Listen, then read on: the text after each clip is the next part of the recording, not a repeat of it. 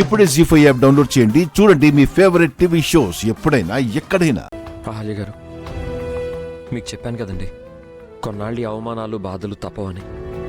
జరిగిన తెలియక వాళ్ళు అలా మాట్లాడుతున్నారు. నిజం తెలిసిన రోజు వాళ్లే మిమ్మల్ని నెత్తిన పెట్టుకుంటారు.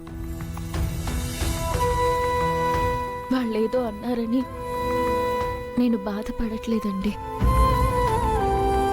ఈ పరిస్థితుల్లో వాళ్ళ స్థానంలో నేనున్నా అలాగే మాట్లాడతాను, అలాగే ప్రవర్తిస్తాను.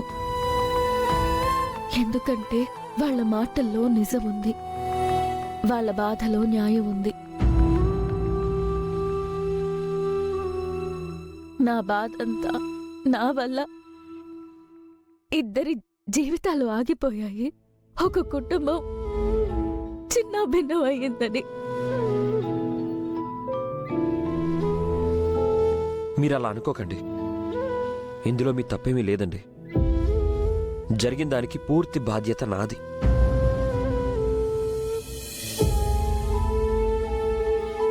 అందుకే చెప్తున్నానండి, జరిగిన దానికే కాదండి, జరగాల్సిన దానికి కూడా బాధ్యత తీసుకోవాలి. కష్టాలతో అలవాటు పడి కన్నీళ్లతో కలిసి బతికిన దాన్ని. ఇప్పుడు మీరు ఆలోచించాల్సింది నా గురించి కాదు, మీరు ఓదార్చాల్సింది, సమాధానం చెప్పాల్సింది, నిలబెట్టాల్సింది శ్రావ్య, అదితిల జీవితాల్ని. మనం బావుంటేనే కాదు, వాళ్ళు సంతోషంగా ఉంటేనే మీరు చేసిన త్యాగానికి, నేను అనుభవిస్తున్న ఈ ఆవేదనకి ఓ అర్థం ఉంటుందండి. అదితి విషయంలో మీరు ఎలాంటి నిర్ణయం తీసుకున్నా నేను కాదనను.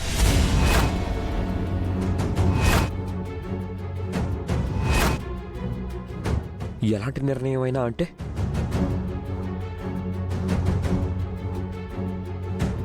ఎలాంటిదైనా సరే, కానీ తను బావుండాలి, అలాగే శ్రావ్య కూడా. ముందు వాళ్ళ జీవితాలు నిలబెట్టాలి, వాళ్ళ బాధని తీసేయాలి, వాళ్ళల్లో సంతోషాన్ని నింపాలి. అప్పుడే ఈ ఇల్లు ఆనందంగా ఉంటుంది.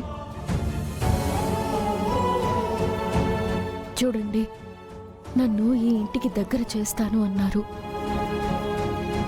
ఇంద్రగారి బిడ్డ ఈ ఇంటికి దక్కాలి అన్నారు. వీటన్నిటికంటే ముందు ఈ ఇంటిని ముందులా నిలబెట్టాలి. ఆ బాధ్యత మీదే.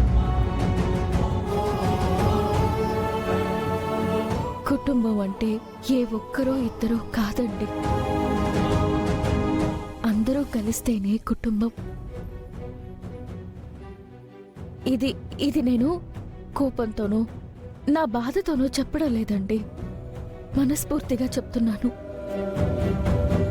అందరూ బావుండాలని చెప్తున్నాను.